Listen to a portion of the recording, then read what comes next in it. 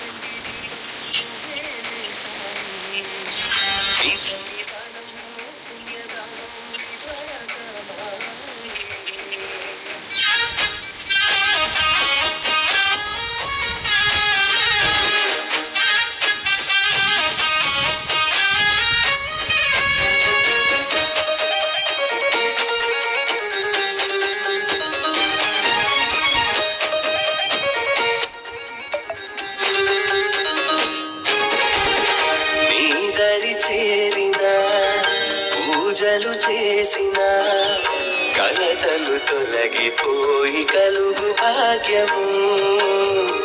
షిరిడి క్షేత్రము బోధన నిలయము, అడుగిడిన అచటే కలుగు జ్ఞానము.